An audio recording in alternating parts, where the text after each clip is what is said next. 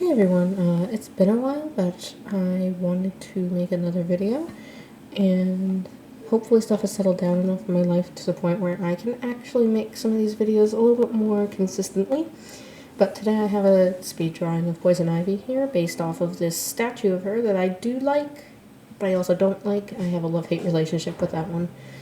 And I kind of wanted to do something inspired by it and see if I could quote-unquote not fix it, but just make it more to my liking. Now, I do apologize if the audio in here is a little bit echoey or a little bit off. We haven't really gotten this new spot set up yet, and I'm still figuring things out, so we haven't, it's too echoey in here, but it's the only place I really have to record. So, I will say, that this piece was one of my first times actually doing a full thing of Poison Ivy, so I am, like, figuring out her face there in the corner and such, and also the video is a little bit off because I was testing out the Clip Studio Paint's new feature for speed paints, but it didn't come out the way I wanted it to, and I really had to mess with the video to get it to be right. And I'm sorry if you can hear a lot of clunking right now. I'm just adjusting my microphone to make sure this comes out okay. So yeah, it's a little bit off, but I ended up being really happy with the end piece, and I thought this video, I've edited it and everything, so I don't really want to just say goodbye to it, so I decided to do a voiceover and upload it.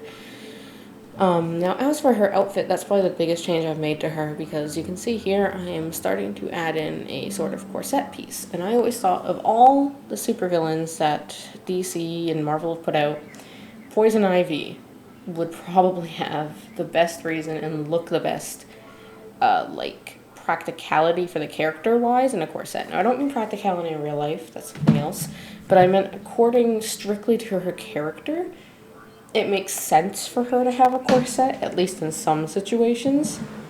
Unlike, say, somebody like Harley Quinn, who she's super active, and in my head, like, she's doing all these flips and acrobatic feats. It doesn't make quite sense for her to be in something that restricts her movement. But a corset, you know, it cinches you in, it defines your figure, it makes sense for somebody who is more of a femme fatale or seductress like Poison Ivy, which is actually something I really love about her. I love the over-the-top concept of Poison Ivy, and I think it's really fun when it's taken really far. Like, for example, Uma Thurman, I believe, plays Poison Ivy in the Batman and Robin movie. And I love, I love the costuming. I love the leaf eyebrows. I love the hair. I love the whole design because it's very camp and it's over the top and it's beautiful and it still screams Poison Ivy to me. I will say I do like iterations of Poison Ivy the best when she has green skin, but I just think that's cool. Now, I wanted to go something, maybe not as camp with her, but I wanted to go something that went all in on the theme of her being, you know, more of a femme fatale and very glamorous and elegant, so I gave her this long M-split skirt and that corset, and I'm even doing the little leaves on her garment. And because that's based off the statue, I am giving her like a big flower to sit on, although I'm not giving her little Venus flytrap, I guess, things, because I feel like that's too similar to a statue, although I would have loved to have done that because that reminds me of Audrey 2 from Little Shop of Horrors. So here is sort of the finished sketch for her. If I sound unsure about anything I'm doing on screen, it is because I cannot see my recording that well because it's super sunny in this room. I debated giving her the leaf eyebrows, but I decided against it just because I couldn't figure out how to make it work on the face I'd already drawn, and admittedly the face I'd already drawn is quite large, but I kind of like it, so I'm leaving it. And here I am doing line work and lining her hand. I actually had to call in, it's not me lining her hand, I should say. I had to call in a friend to help me with her hands because they were just so hard for me on this piece, and I had to get my friend to come over and be like, can you draw these hands for me? And I'll put their Instagram in the description. I believe it's World's Cartooning. Might be something else, but I will put in the link in the description. I'll put their Instagram in the description because they do some awesome art. And they helped me with the hands on this piece because I was struggling. And I could have looked up like a reference, but I was also testing out Clip Studio's Speeddraw thing, which like I didn't want the file to become too bloated. So yeah, there they are kind of doing some of the hands for me. And I'm saying they're like, no, you gotta do it like this, and we gotta do this with the nails. In the end, I ended up using them as a guideline more than anything else because neither of us are quite happy with the hands. We were like, this is really a weird position I've chose. Unfortunately, that does mean it looks like quite a bit of her line work stuff got lost because I used one of Clip Studio's features there for the vibes and laces that hopefully I'll be able to record and show you guys one day. But you can see like I have her leaves in there. And I also wanted to incorporate some like flower aspects. I played around with putting a flower in her hand, decided against it because it reminded me of Ariel. But I really like her I believe it's Injustice 2 outfit, where she has like the flowers underneath the leaves. But I don't like what she's wearing for a fighting game, if that makes sense.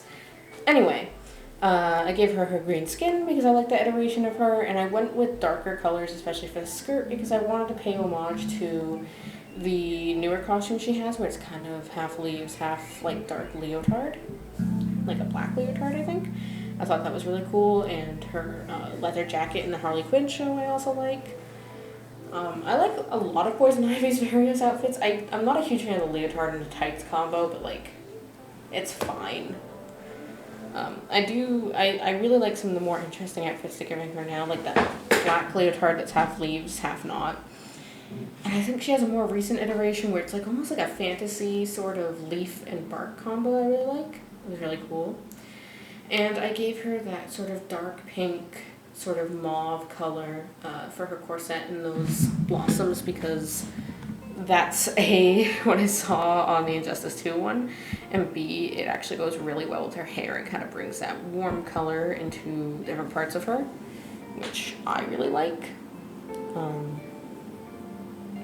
I really like adding more nature aspects than just like ivy to her, even though she's poison ivy, because she's always seen with like a variety of plants. So it can be really fun to add that in different ways, and I had a lot of fun with her corset, actually. I like this outfit a lot for her. Although it is definitely more of a stay at home and seduce men when they enter my lair kind of look than go out on the town and harass Batman look. But I think she can have multiple. She's allowed that. She definitely feels like the kind of villain who's like, hang on, I need a costume change. That being said, I would really like to do a series where I kind of redesign superhero and supervillain and all those kind of costumes for the ladies for more practicality for their character specifically, not necessarily real life, because some of them don't make any sense to me. And like in particular, I think Harley Quinn, because she's so popular, she's also deviated a lot from her original concept, which is a Harlequin. It's a clown. And in part, I can see why they might do that in certain continuities where she's distanced from the Joker, but when she's not, especially, it feels sometimes like she's just given whatever to wear. And I still think there could be potential for like a visual storytelling aspect in the fact that she starts with more clown stuff, kind of distance herself from the Joker, starts wearing other stuff, and then maybe she starts to reclaim some of that fun Harley Quinn aspect for herself. I do actually like her costuming in the Birds of Prey movie. I think it's fairly Harley Quinn without the clown aspect, which I think makes a point of like you can still have a character without adhering to that theme as long as you know what the character is like. Oh, and here I am doing some interesting lighting effects. I actually really like how this came out, and you'll see me change the color to something that's more visible to my eye in a moment, but I really like the sort of directional lighting I have here, and it was a very, I have other ways of doing it. This is kind of like my lazy way, which is funny, because my more complicated ways are, like, even more involved, but I don't know. This is like a simple way for me to do it, and I just kind of erase around it to give it that sharper edge, which I really end up liking.